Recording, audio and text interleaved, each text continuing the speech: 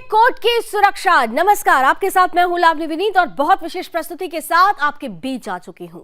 आज ये सवाल इसलिए महत्वपूर्ण होता जा रहा है क्योंकि राष्ट्रीय राजधानी दिल्ली और दिल्ली का साकेत कोर्ट, जहां एक बार फिर से चली है गोलियां, जहां पर आज सुबह के 10 बजे के करीब, जब अमूमन बहुत ज्यादा भीड़ होती है, बहुत सारे केसेस सुनवाई के लिए आए होते हैं, यहां पर इस भीड़ में लोगों के बीच कड़ी सुरक्षा के बीच गोलियां चलती हैं।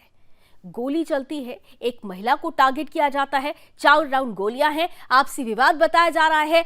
मुद्दा ये नहीं है, मुद्दा महत्वपूर्ण ये है कि ये पहला मामला नहीं है जब दिल्ली के कोर्ट में ऐसी गोलीबारी हुई हो। इसके पहले भी इतिहास इस बात का गवाह है, इस बात का साक्षी है कि लगातार 2021 से अगर उठाकर देखें तो लगातार कोर्ट परिसर में गोलीबारी हो रही है, फायरिंग होती है और इस फायरिंग के बाद सवाल खड़ा होता है सुरक्षा का भाव वहां पर मौजूद आम जनता के बीच भी सुनिश्चित करना, सुरक्षा का भाव वहां के वकीलों में भी सुनिश्चित करना, ये सवाल और चर्चा दोनों बन जाता है, लेकिन फिर भी परिणाम नहीं निकल पाता है। आज एक बार फिर से साकेत कोर्ट में हुई फायरिंग इस मुद्दे को ज्वलंत कर रहा है कि आखिर कोर्ट परिसर में जो लोग हैं, कोर्ट की सुरक्षा, खास तौर से सुरक्षा सुनिश्चित कैसे की जाएगी, जबकि आज जो परिस्थिति बनी उसमें कहा जा रहा है कि सुरक्षा चाक चौबंद थी, मेटल डिटेक्टर्स लगे हुए थे,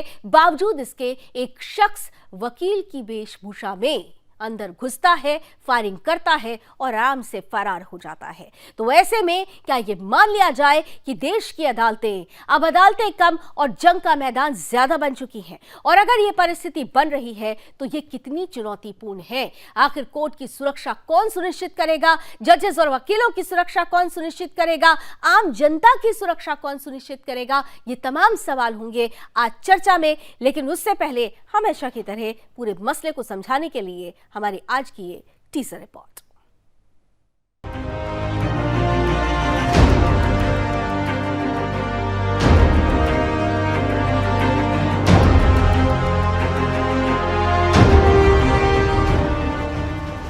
दिल्ली की अदालतों में हुए हत्याकांड और गोलीबारी से आम जनता के मन में भय बना हुआ है। दिल्ली के साकेत कोर्ट में दिन दहाड़े हुई गोलीबारी से कोर्ट की सुरक्षा पर सवालिया निशान लग गया है। जिस तरह भरे कोर्ट परिसर में एडवोकेट की वेश में एक व्यक्ति महिला पर 3 से 4 राउंड फायरिंग करता है, महिला चिल्लाते हुए जान बचाने के लिए भागती है और भीड़ खड़ी तमाशा देखती रहती है और हमलावर वहां से फरार हो जाता है। ऐसे में सवाल ये खड़ा होता है कि कैसे मेटल डिटेक्टर और सुरक्षा अधिकारियों द्वारा तलाशी के बावजूद एक व्यक्ति हथियार के साथ अदालत परिसर में प्रवेश कर जाता है। बता दें कि ये कोर्ट के अंदर फायरिंग की कोई पहली घटना नहीं है। इससे पहले भी रोहिणी कोर्ट में गैंगस्टर गोगी की गोली मारकर हत्या कर दी गई थी। उसके बाद काफी सवाल उठे थे और कोर्ट परिसर की सुरक्षा भी बढ़ा दी गई थी। कोर्ट के अंदर आने जाने वाले लोगों की जांच की जाती है। इसके बावजूद आज ये वारदात कैसे हुई, इसकी भी छानबीन की जा रही है। वहीं अब इस मामले पर आप सरकार ने उपराज्यपाल वी.के. सक्सेना को निशाना बनाया है। सीएम अरविंद केजरीवाल ने कहा है कि दिल्ली में कानून व्यवस्था पूरी तरह से चरमरा गई है। दूसरों के काम में अड़चन डालने और हर बात पर गंदी राजनीति करने की बजाय सबको अपने अपने काम पर ध्यान देना चाहिए और अगर नहीं संभलता है तो इस्तीफा दे देना चाहिए। फिलहाल इस मामले पर जांच जारी है। Bureau report, Sudarshan news.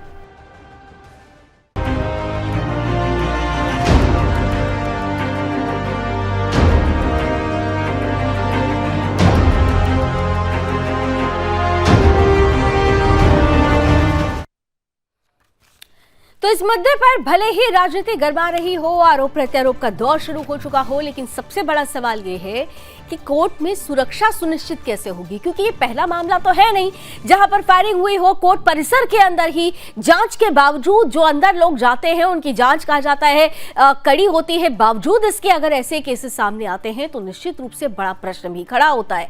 हम उन प्रश्नों का जवाब ढूंढें उससे पहले आपको जरा इतिहास में ले चलना चाहते हैं कि आपके सामने वो बड़ी 5 घटनाएं रखते हैं जहां पर कोर्ट परिसर के अंदर ही गोलियां चली, हत्याकांड को अंजाम दिया गया। 5 बड़ी वारदातें। 22 अप्रैल 2022 को दिल्ली के रोहिणी कोर्ट में फायरिंग की घटना हुई थी। यह बहुत महत्वपूर्ण घटना थी जब वकीलों और पुलिसकर्मियों के बीच कहासुनी हुई थी और इस कहासुनी के बाद फायरिंग, जिसमें 2 वकीलों को गोली लगी थी और ये मुद्दा उस वक्त बहुत गरमाया था। फिर 9 दिसंबर 2021 की बात करते हैं। आईईडी ब्लास्ट से दहल उठा था रोहिणी कोर्ट परिसर। कोर्ट नंबर 102 में अचानक ये ब्लास्ट हुआ था। उस वक्त ये सवाल उठा था कि आखिर आईडी यहां पर पहुंचा कैसे। तीसरी बड़ी घटना 24 सितंबर 2021 की, जब दिल्ली के रोहिणी कोर्ट में शूटआउट हुआ।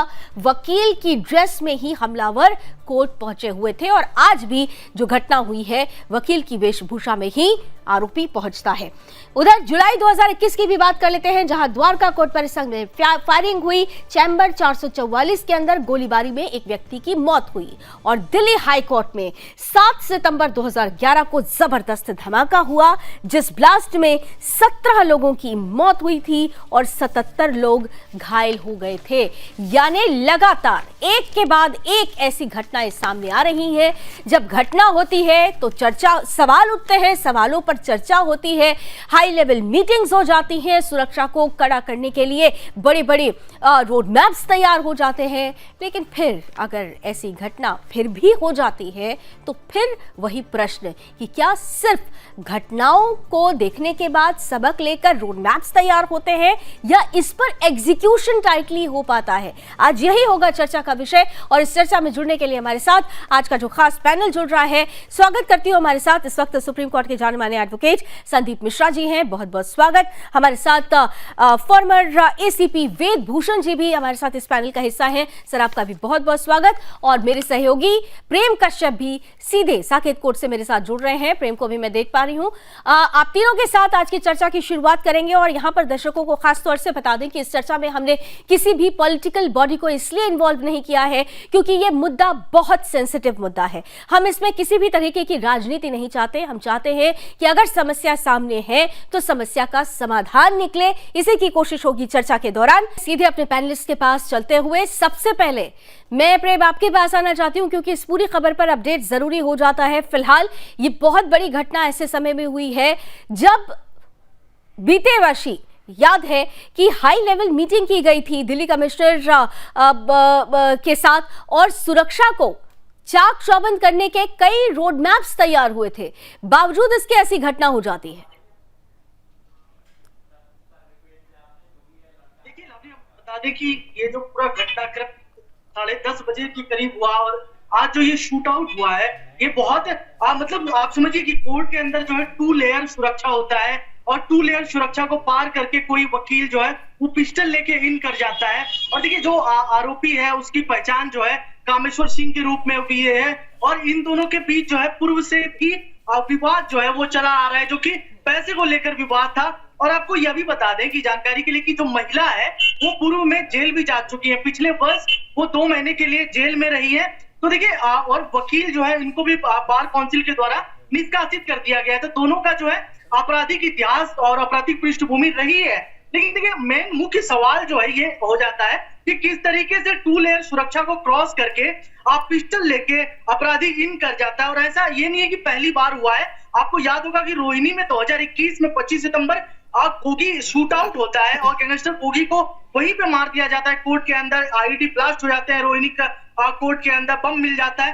तो आप दिल्ली पुलिस पे भी सवाल उठते हैं कि देखिए दिल्ली पुलिस के जवान भी तैनात रहते हैं और सबसे बड़ी बात है मेटल डिटेक्टर है। हम जब कोर्ट इन करते हैं तो सबसे पहले हमें मेटल डिटेक्टर से क्रॉस होके जाना पड़ता है, लेकिन इसके बावजूद लावनी इस तरह की घटना हो जाती है तो ये दिल्ली पुलिस पर भी सवाल खड़े करती है। देखिए सवाल जी प्रेम आती हूँ मैं आपके पास, सवाल बहुत सारे हैं। आप सीधे संदीप जी आपके पास आते हुए, क्योंकि यहाँ पर आज जो घटना हुई है ये घटना आज फिर से इसलिए ताजा कर देती है पिछली घटनाओं को कि हर बार सवाल उठता है कि कोर्ट परिसर, वो कोर्ट परिसर जहां पर हलचल हो, वो कोर्ट परिसर जहां पर आम जनमानस भी पहुंच रहा है, जहां पर वकील पहुंच रहे हैं, जहां पर पुलिसकर्मी भी मौजूद हैं, जहां पर जजेस भी मौजूद हैं, वहां पर इस तरीके की घटनाएं अगर रुकने का नाम नहीं लेती हैं तो क्या अब आपको लगता है कि जिस बात को लगातार बार एसोसिएशन उठा रहा है कि एडवोकेट प्रोटेक्शन एक्ट, इसको लेकर संजीदगी दिखाई जाए, वो समय आ चुका है या समय निकल गया और इस पर गंभीरता से इसे नहीं लिया जा रहा? लावनी जी देखिए, यहाँ पे हमारे सामने पूर्व एसीपी बैठे हुए हैं भूषण जी, और जिस बात को आप उठा रही हैं उसका आज मुझे 1-1:30 बजे के करीब अनुभव हुआ। मैं ये किसी के ऊपर ब्लेम गेम नहीं कर रहा हूँ, ये ह्यूमन टेंडेंसी होती है खास करके। तो 1-1:30 बजे के करीब मैं जब हाईकोर्ट पहुंचा, जी होता क्या है कि जनरली हाईकोर्ट में वकील गाड़ी रोकते हैं, आगे का बोनेट खोल के तलाशी होती है, पीछे डिग्गी की तलाशी होती है। लेकिन क्योंकि 12 बजे 1 बजे 2 बजे पहुंचते कोर्टों में भीड़ थोड़ी सी कम हो जाती है। तो यहाँ पे पुलिस ऑफिसर जो ऑन ड्यूटी थे उन्होंने मुस्कुरा, अरे सर जाओ, मैंने कहा ठीक है थैंक यू, इतना कह के मैं आगे निकल गया। लेकिन हमारे सुप्रीम कोर्ट में अगर आप जाएंगे इसी चीज को देखेंगे, अगर गाड़ी कपिल सिब्बल साहब की है, सिंघवी साहब की है, या हमारे जैसे एक आम वकील की है, सभी की गाड़ी की तलाशी, चाहे वो सुबह 8 बजे पहुंचेंगे चाहे शाम को 5 बजे पहुंचेंगे, भीड़ हो या ना हो, बिना गाड़ी तलाशी के गाड़ी अंदर नहीं जाएगी। दूसरी बात, फ्रिस्किंग सबकी होगी, चाहे आप कितने भी बड़े लॉयर हों, चाहे आप इंटर्न हो, चाहे जो भी हैं, आपकी फाइल स्कैनर में जरूर पड़ेगी। अब देखिए पूरी दिल्ली की अदालतों में बड़ा अच्छा सिक्योरिटी का सिस्टम है और सब कुछ किया गया है कि स्कैनर लगे हुए हैं, मेटल डिटेक्टर के गेट लगे हुए हैं और हमारे पुलिस ऑफिसर भी वहां पे डिप्लॉय रहते हैं। लेकिन दिक्कत क्या होती है, एक थोड़ी देर जो कोर्ट का आवर होता है 10 से 12 बजे तक का भीड़ होती है, तो वहां तक तो सब कुछ चाक चौबंद रहता है, थोड़ी देर बाद थोड़ा सा सब लोग रिलैक्स होने लगते हैं। तीसरी बात जो मैं यहाँ पे ऐड कर रहा हूँ, हमारे अधिवक्ता बंधुओं का भी थोड़ा इसमें सहयोग होने की जरूरत है। हम इसे अपने प्रेस्टीज से जोड़ते हैं जब हमारी सिक्योरिटी चेकिंग होती है, हमें इसमें पूरी तरह से सहयोग करना चाहिए पुलिस का, न कि उन्हें एक कहना चाहिए कि आप मुझे परेशान कर रहे हो। अगर पुलिस मुझे 15 सेकंड की बजाय 30 सेकंड मेरी तलाशी लेती है तो मुझे उस पर खुश होकर उन्हें शाबाशी और थैंक्स बोलना चाहिए कि आप हमारी सुरक्षा जांच कर रहे हैं और आपने 15 सेकंड की जगह 30 सेकंड लगाया, मतलब आप ज्यादा गंभीर हैं हमारी सुरक्षा के लिए। तो इन सब चीजों को हमें ध्यान रखने की आवश्यकता पड़ेगी। और अगर आप मुझे थोड़ा सा अलाउ करेंगी, एक सामाजिक कुरीति बनी चली जा रही है, खास करके जो प्रॉपर्टी डीलर हैं, जो रियल एस्टेट में इन्वॉल्व हैं या जो क्रिमिनल एक्टिविटी में इन्वॉल्व हैं, उनके अंदर एक आदत सी बन गई है कि कहीं से लॉ डिग्री मैनेज कर लो तो वकील बन जाओ, और उसका प्रोटेक्शन वो थानों में जाके भी दिखाते हैं, कोर्टों में भी जाके दिखाते हैं, जबकि रियल सिचुएशन ये होती है कि उनका अदालतों से, वकीलों के कामकाज से कोई लेना देना नहीं होता है। उन्होंने वकालत सिर्फ और सिर्फ पार्किंग स्टिकर के लिए और समाज में धौंस बनाने के लिए जो है ले रखी है। जी चलिए, ये एक सोशल प्रॉब्लम भी है और ये महत्वपूर्ण आपने बिंदु उठाया है, हम इस पर भी चर्चा करेंगे आगे। लेकिन महत्वपूर्ण ये है, इसी भी सब आपके पास आते हुए महत्वपूर्ण ये है, देखिए बहुत महत्वपूर्ण बात संदीप जी ने कही कि ये तो दोनों की जिम्मेदारी है कि इसमें किसी भी तरीके की हीला हवाली नहीं बरती जाए। कोई वकील उसको स्टेटस से जोड़ देते हैं, इसलिए भाई नहीं चेकिंग के लिए आगे बढ़ते हैं, या अगर संबंधों की बात होती है जिसको रोज का आना जाना है उसको भी कह दिया जाता है हाँ ठीक है आप जाइए, बहुत लाइटली ले लिया जाता है। लेकिन क्योंकि संदीप जी हाई कोर्ट और सुप्रीम कोर्ट की बात कर रहे थे, लेकिन मैं आती हूँ जो लो कोर्ट्स हैं, खासतौर से जो साकेत, रोहिणी या खड़कड़नुमा की बात की जाए, यहाँ पर जो केसेस आते हैं ज़्यादातर क्रिमिनल केसेस होते हैं और यहाँ पर अमूमन देखा जाता है कि जो फर्स्ट हाफ होता है वो बहुत ज़्यादा क्रूशियल होता है। जितनी भी घटनाएं मैक्सिमम अगर आप उठाकर देख लीजिए तो वो फर्स्ट हाफ में हुई हैं। क्या ऐसे समय में जो भीड़ बहुत ज्यादा होती है ये पुलिस के सामने चुनौती होती है, इसलिए थोड़ी हीला हवाली हो जाती है, या क्या वजह आप देख पा रहे हैं? क्योंकि हर बार ऐसे केसेस होते हैं और उस केस के बाद सवाल दिल्ली पुलिस पर लगता है। महत्वपूर्ण सवाल उठाए हैं और बड़े विवेचना के तरीके से, एनालिटिकल तरीके से इस बात को रखा है। तमाम जो व्यूअर्स हैं समझने की कोशिश करें, जो मिश्रा जी ने सवाल उठाए हैं वो बहुत जेन्युइन है, ग्राउंड से रिलेटेड है, जमीन से जुड़े हुए सवाल हैं। हिंदुस्तान में 3 P काउंट किए जाते हैं, प्रेस, पुलिस और पॉलिटिशियन। कई बार ये लोग अपने आप को अबव लॉ मान लेते हैं, चाहे पुलिस वाले हों, प्रेस वाले हों या पॉलिटिशियन हो। अभी आपने देखा कि अतीक के नजदीक में जो प्रेस वाले नहीं जाने चाहिए थे, झूठा माइक, झूठी आईडी लेकर पहुंच गए और वहां एक बहुत बड़ा शूट आउट हो गया जिसमें अशरफ और अतीक मारे गए, जिसको लेकर तमाम मीडिया में, तमाम हिंदुस्तान में चर्चाएं हो रही हैं, पुलिस के फेलियर पर सवाल पैदा किए जा रहे हैं। और ये पहला मौका नहीं है जब दिल्ली की कोर्ट्स में इस तरह के शूट आउट नहीं हुए। मैंने 36 साल दिल्ली पुलिस में नौकरी की है, मैंने 30 कोर्ट में, रोहिणी के अंदर और तमाम कोर्ट्स के अंदर शूट आउट होते हुए देखे हैं। और उसके पीछे बहुत सारे कारण हैं। मिश्रा जी ने बहुत लास्ट में एक बहुत सटीक बात कही थी कि इस प्रोफेशन में बहुत से ऐसे लोग आ गए हैं जो इस प्रोफेशन के लायक ही नहीं है। यदि सही ढंग से उनकी क्रिमिनल बैकग्राउंड, उनकी डिग्री चेक कर ली जाए तो बहुत सारा चीज ऐसी मिल सकती है जो नहीं होनी चाहिए थी। परंतु आपने देखा कि जो भी इंसिडेंट दिल्ली में हुए हैं उसमें मोस्टली मैक्सिमम जो एडवोकेट की ड्रेस के अंदर, क्योंकि पुलिस वाले और जो एडवोकेट है हमारा आपस का एक इस तरह का चोली दामन का साथ है कि हम डेली एक दूसरे से मिलते हैं, एक दूसरे को देखते हैं कोर्ट के अंदर, तो हम मान के चलते हैं। और प्रेस वालों के, आप लोगों के साथ भी ये हमारी जो जुड़ाव है कि हम मानते हैं कि प्रेस वाली लावणी बिल्कुल जेन्युइन पत्रकार हैं और बिल्कुल ठीक जगह पर आ गई, इनके साथ कोई दिक्कत नहीं आने वाली। बस यही दिक्कत शुरू होती है।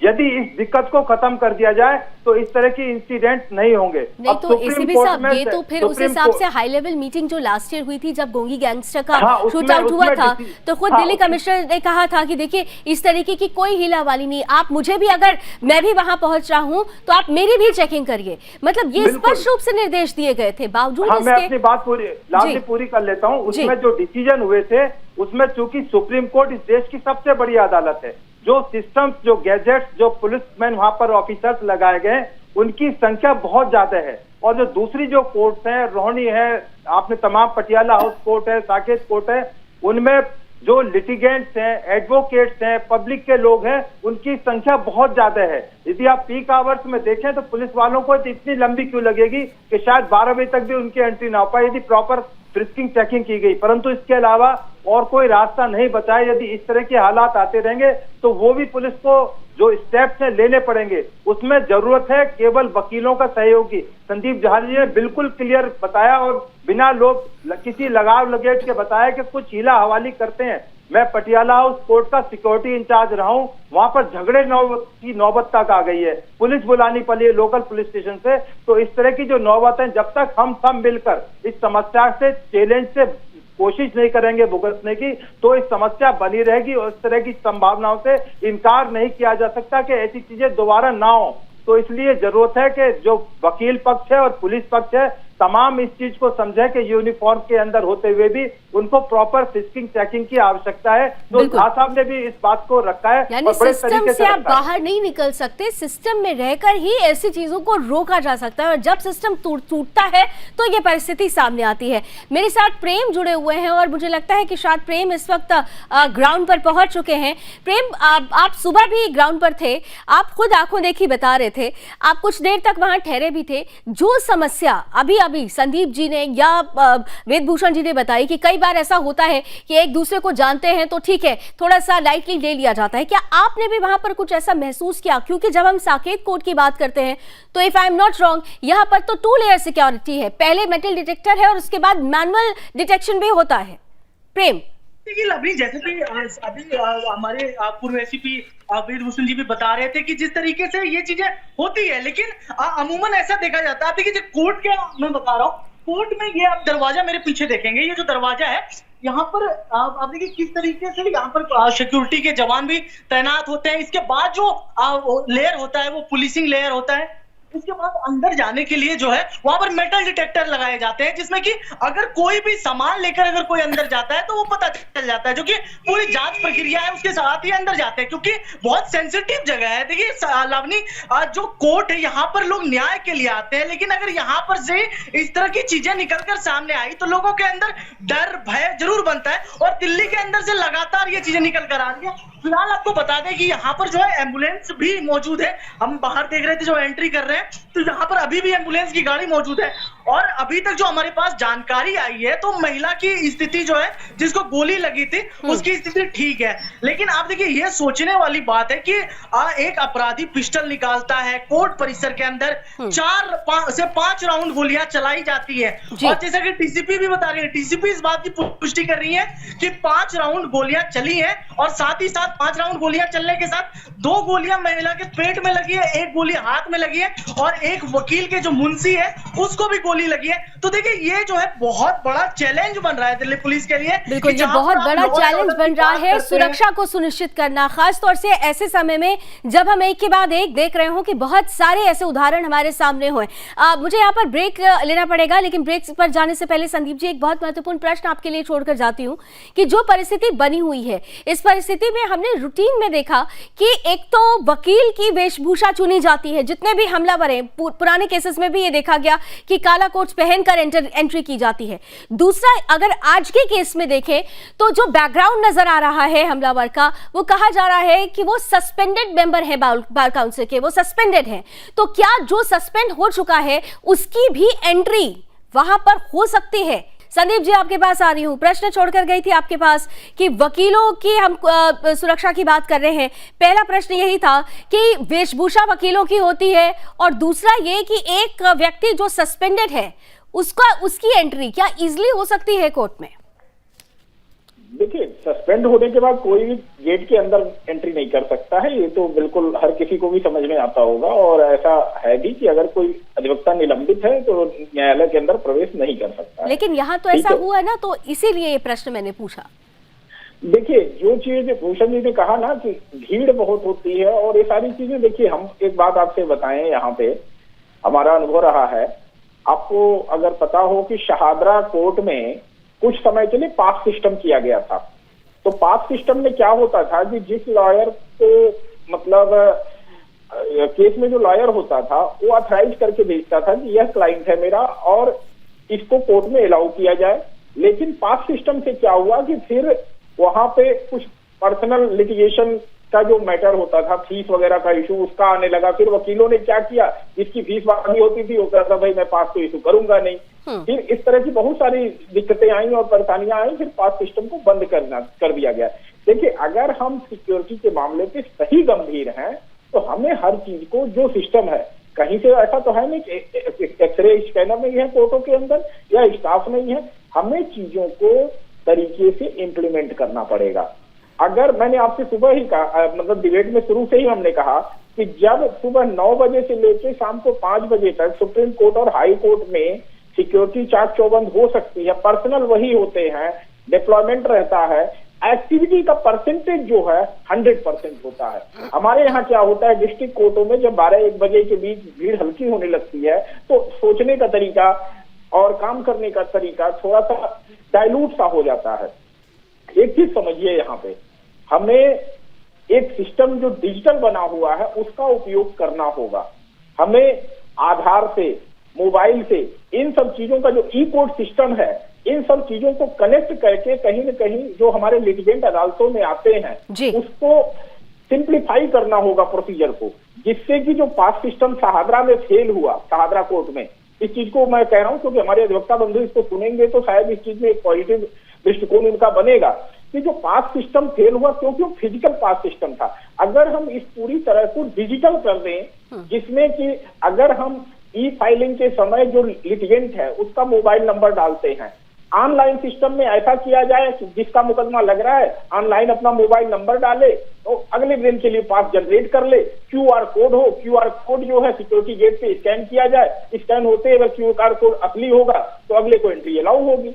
इन सब चीजों को थोड़ा सा हमें डिजिटल टेक्नोलॉजी का उपयोग करते हुए आप चीजों को, जी संदीप जी, आप बहुत महत्वपूर्ण बात कह रहे हैं कि ये एक वे हो सकता है और सिक्योरिटी को स्ट्रांग करने का। लेकिन यहाँ पर एक और प्रोसीजर आप देखिए ना, आप कह रहे हैं कि प्रोसीजर्स तो हैं लेकिन एग्जीक्यूशन में एक्चुअली डाइल्यूट हो जा रही है चीजें, इसलिए ये सिचुएशन बन रही है। यहाँ पर भी हम इस केस में भी देख रहे हैं। एसीपी साहब आपके पास आ रही हूँ। इस केस में अगर आप देखें तो यहाँ पर जैसा कि अभी संदीप जी कह रहे हैं कि ठीक है डिजिटल हो जाता है, स्कैन किया जाए तब एंट्री दी जाए, ये तो हुआ ना एग्जीक्यूशन का पार्ट। जो एग्जीक्यूशन कराने का जो पार्ट है जो हमारी पुलिस विभाग पर है, यहाँ पर एक शख्स बंदूक अपने पास रखता है, मेटल डिटेक्टर लगा है, वहां से तो वो निकला होगा। अगर मेटल डिटेक्टर में बाई चांस, चलिए अगर ये कहते हैं कि मशीन में कुछ गड़बड़ी है, फिर मैनुअल डिटेक्शन होता है, वहां पर भी अगर नहीं पकड़ पाता कोई, तो इसका मतलब खामी उनमें है जो चेकिंग कर रहे हैं। सवाल तो ये है ना कि एग्जीक्यूशन जो कर रहे हैं वो उन पर सवाल इसीलिए उठ रहा है। देखिए लावनी, संदीप जी ने जो बात कही है, आज के जो डिजिटल टाइम है उसमें बिल्कुल प्रासंगिक है। मुझे अभी अमेरिका जाना पड़ा, वहाँ डिस्ट्रिक्ट कोर्ट को काउंटी कोर्ट बोलते हैं, एडवोकेट को अटॉर्नी बोलते हैं और जूरी बोलते हैं। और मुझे जेल जाने का मौका मिला, मुझे जेल देखने का मौका मिला। एक बिल्डिंग में नीचे कोर्ट चल रही है, उसके ऊपर ही जेल है, उसके ऊपर जेल से सीढ़ियों से उतार के, लिफ्ट से उतार के कैदी को लाकर पेश कर दिया जाता है। परंतु जो हमारे दुर्भाग्य से जो दिल्ली की कोर्ट या इंडिया की कोर्ट्स बनाई गई, वो इतनी हाईटेक या इतनी आगे सोचकर नहीं बनाई गई थी। उसमें एडवोकेट्स के चैम्बर भी वहीं पर हैं, उसी में अदालत है, उसी में पुलिस की चौकी है, उसमें तमाम सिस्टम, कैंटीन भी वही है, डाकखाना भी उसी प्रीमिसेस, बैंक भी वहीं पे। तो बहुत सारी संख्या में, अब मैं काउंटी कोर्ट में गया था, उसमें 73 मुलजिम टोटल थे उस जेल के अंदर, पूरे जिले के अंदर। आप सोचिए, यहाँ हजारों की तादाद में मुलजिमों को पेश किया जाता है और उसी तादाद में, बहुत बड़ी तादाद में एडवोकेट्स आते हैं, जजेस हैं, पब्लिक है। संजीव जी ने बड़ा महत्वपूर्ण सवाल किया कि यहाँ हाई कोर्ट और सुप्रीम कोर्ट को छोड़ दिया जाए। किसी भी कोर्ट में किसी भी टाइम कहीं पे भी आप एंट्री कर सकते हैं, किसी भी कोर्ट में एंट्री पा सकते हैं। पर जब डिजिटल टाइम होगा तो उसमें संभव नहीं हो पाएगा। केवल आप जिस कोर्ट में आपको काम है, जिस चैम्बर में जाना है, केवल आप वहीं पर विजिट कर पाएंगे। तो ये जो समस्याएं तो रहेंगी, इसको ऐसा नहीं कि वहां अमेरिका में शूट आउट नहीं होते, पर कुछ चीजों से, संभावनाओं से रूल आउट किया जा सकता है कि हाँ, आइंदा को इस तरह की चीजों में कमी लाई जा सकती है। जी, सवाल मेरा ये था कि ये तो निश्चित रूप से हम लोग समाधान पर बात कर रहे हैं आज, ये तमाम समाधान हो सकते हैं, ये उपाय हो सकते हैं, लेकिन उपाय बनने के बाद भी एग्जीक्यूशन कैसे हो, उसको इम्प्लीमेंट कैसे किया जाए, इम्प्लीमेंट करने वाले लोग क्या इतने गंभीर होंगे, इतनी संजीदगी दिखाएंगे? क्योंकि यहाँ पर भी तो आपने खुद ही कहा और शुरू में भी मैंने जिक्र किया कि जब हाई लेवल मीटिंग हुई थी, खुद दिल्ली कमिश्नर की अध्यक्षता में बहुत सारे नॉर्म्स तैयार किए गए थे, उसको इंप्लीमेंट करवाने की जो जिम्मेदारी थी, क्या जिम्मेदारी निभाने वालों ने वो जिम्मेदारी निभाई? सवाल यहां पर आकर अटक जाएगा। हम कितने भी उपाय बना लें, उपाय बनने के बाद तो हमें इंप्लीमेंट करने की जरूरत है ना उसे। बिल्कुल मैं मानता हूं, चूक तो जरूर हुई है, परंतु इम्प्रूवमेंट का जो स्कोप है हमेशा बना रहता है। क्या आप इसको, हम यहीं पर रहेंगे या इससे जाके आप जो इससे कुछ सीख लेकर, जैसे झा साहब ने सुझाव दिया है, क्या उस पर इम्प्लीमेंट कर पाएंगे या पुराना सिस्टम चलता है, जो मैनुअल सिस्टम है, बहुत लंबे टाइम तक चलने वाला नहीं। अभी आपने देखा कि जापान के प्राइम मिनिस्टर, जिनके पास आर्मी, फौज सब कुछ थी, उनके ऊपर अटैक कर दिया गया। जापान जैसे कंट्री के प्राइम मिनिस्टर पर अटैक कर दिया गया, फौज, सिक्योरिटी सब कुछ होने के बाद। तो संभावना से इनकार नहीं किया सकता, परंतु हाँ, उसमें कोशिश की जा सकती है जिसका स्कोप हमेशा बना रहता है और होना भी चाहिए। तमाम मीटिंग, तमाम कोशिश हो सकता है, रहनी चाहिए। बिल्कुल कोशिशें होती रहनी चाहिए, लेकिन उम्मीद ये की जानी चाहिए कि ये जो कोशिश हो वो 100% हो, ताकि हम बार बार ऐसी चर्चा लेकर नहीं बैठे। हमारे साथ प्रेम, क्योंकि ग्राउंड से जुड़े हुए हैं। प्रेम, आपका बहुत इंपॉर्टेंट कमेंट हो जाता है ऐसे समय में। आप संदीप जी को भी सुन रहे हैं, सीनियर एडवोकेट हैं, आप फॉर्मर एसीपी साहब को भी सुन रहे हैं, वेदभूषण जी को भी। दोनों जो समाधान बता रहे हैं वो समाधान हो सकता है, लेकिन समाधान के पहले की जो प्रक्रिया है, उस प्रक्रिया में जिन लोगों को इन्वॉल्व होना है, क्या वो सीरियसनेस आप देख पाए? क्योंकि आप खुद, मैं बार बार इसलिए ग्राउंड का जिक्र कर रही हूं क्योंकि आपने वहां पर उस परिस्थिति को महसूस किया था। निश्चित तौर पे लवली, जैसा कि आपने एग्जीक्यूशन की बात की, ये एग्जीक्यूट होना चाहिए। देखिए, लॉ एंड ऑर्डर बनते हैं, लेकिन आप प्रॉपरली उसको एग्जीक्यूट करना बहुत जरूरी है। देखिए, यहाँ पर भी ऐसा नहीं है कि सुरक्षा व्यवस्था नहीं है। आपको पता है, 2 लेयर बैरिकेडिंग भी है, सुरक्षा व्यवस्था है, बकायदा चेकिंग है, मेटल डिटेक्टर से चेक होती है। और ऐसा कि तो कोर्ट परिसर में, देखिए ऐसी घटना तो जेल के अंदर आ रही है। जेल के अंदर जो है, अभी आप देखिए कि गैंगवार से हत्या हो जाती है, ब्लेड से वो ऑपरेशन ब्लेड, उससे कुछ ही दिन पहले हमने दिखाया था, हमने रिपोर्ट किया था, हत्या हो जाती है। और वो आती कहां से है? तो सबसे बड़ा सवाल ये होता है कि जो लोग आज सुरक्षा व्यवस्था का ध्यान रखते हैं, उनकी चाक चौबंद बहुत जरूरी हो जाती है। क्योंकि अगर अधिक अंदर, चाहे वो जेल हो, वहां पर अपराधी अंदर है, प्रवृत्ति, उनकी आपराधिक प्रवृत्ति है, लेकिन अगर चीजें उनके पास पहुंचेगी तो वो चीजें होगी, घटना घटेंगी। तो इस वजह से बिल्कुल, तो यानी ये पूरा जो इकोसिस्टम है उसकी स्क्रूटनी की जरूरत सबसे पहले है। ये इकोसिस्टम ही ऐसे सिचुएशंस का जन्मदाता है। संदीप जी, आप दोनों से अब लास्ट कमेंट लूंगी। संदीप जी, पहले आपसे, क्योंकि हम लोग आज, इसीलिए हमने किसी भी पॉलिटिकल बॉडी को नहीं रखा है। एक दूसरे पर आरोप लगाना बहुत आसान होता है, राजनीति करना बहुत आसान होता है, लेकिन जब कोई समस्या हो तो उसका समाधान निकालना महत्वपूर्ण होता है। और इसीलिए आज हमने अपने गेस्ट पैनल पैनल में आप दोनों डिग्निटरीज को रखा है ताकि हम एक समाधान की तरफ बढ़ सकें। लास्ट कमेंट आपका संदीप जी अब बहुत महत्वपूर्ण है। आपने 2-3 पॉइंट्स तो गिनवा दिए, लेकिन इन 2-3 पॉइंट्स के को एग्जीक्यूट करने में क्या कुछ चैलेंजेस है, ये भी आप मानते हैं, और वो चैलेंजेस क्या हैं, उन पर कैसे पार पाया जा सकता है? लावनी जी, मैं 2 पॉइंट रख रहा हूँ। देखिए, पहली बात तो हमें जो LLB में एडमिशन होता है, लॉ का एडमिशन होता है, उसी समय हमें एक एफिडेविट सबसे लेना होगा, हमारे खिलाफ कोई भी FIR दर्ज नहीं है, क्रिमिनल मामला दर्ज नहीं है, और अगर ऐसा पाया जाता है तो हमें लॉ की डिग्री अवार्ड नहीं की जाएगी। पहला पॉइंट। दूसरा पॉइंट ये है कि हमें टेक्नोलॉजी का प्रयोग करना होगा। मैं एक छोटा सा एग्जांपल दे रहा हूं। हमारे सुप्रीम कोर्ट के कैंपस के अंदर अगर आपका 1.5 लाख का मोबाइल भी सड़क पे पड़ा हुआ है वहां पे, तो कोई हाथ से उठाता नहीं है, क्योंकि पूरा प्रोसेस डिजिटल है और आप कहीं भी कैमरे की निगाह से बच नहीं सकते। तो इस तरह से हमें डिजिटल और टेक्नोलॉजी का उपयोग करके एंट्री सिस्टम को चुस्त दुरुस्त करना होगा। हमें मैन पावर की आवश्यकता नहीं, हमें टेक्नोलॉजी की आवश्यकता है। मैन पावर की जरूरत नहीं, टेक्नोलॉजी की जरूरत है। वेदभूषण जी, आपका समाधान जल्दी से, शार्प कमेंट सर। देखिए लावनी जी, जो कानून मीटिंग और तमाम पेपर वर्क है, अब वो ग्राउंड पे एग्जीक्यूशन होना चाहिए, जिससे कि जो इस तरह की जो इंसिडेंट है, चाहे वो जेल के अंदर है, चाहे अतीक का इंसिडेंट है, जो आज जो कोर्ट का, उनको अवॉइड किया जा सके, उनको किसी तरह से इन चीजों को होने से बचाया जा सके, लोगों की लाइफ बचाई जा सके। क्योंकि अदालत एक ऐसी जगह है जहां जुडिशियल ऑफिसर्स भी होते हैं और इनोसेंट सिटीजन्स भी होते हैं जो विक्टिम होते हैं। यदि उनके ऊपर भी कोई इस तरह का इंसिडेंट हुआ तो लोगों का लॉ एंड ऑर्डर, पुलिस से और अदालत से, वकीलों से विश्वास वो विश्वास उठ जाएगा। और इसीलिए क्रेडिबिलिटी के लिए जरूरी है कि महत्वपूर्ण रूप से सुरक्षा को सुनिश्चित किया जाए। और जो समाधान आज हमारे अतिथियों ने सामने रखे हैं, हम उम्मीद करते हैं कि इस पर आकलन भी होगा, मंथन भी होगा और उस दिशा में एक बड़ा कदम भी उठाया जाएगा। इसी उम्मीद के साथ आप तीनों का बहुत बहुत धन्यवाद हमारे साथ जुड़ने के लिए। कुल मिलाकर आज का जो इंसिडेंस है वो एक फिर से सबक है, उदाहरण है कि हमको किस तरीके से अपने कोर्ट्स की सुरक्षा को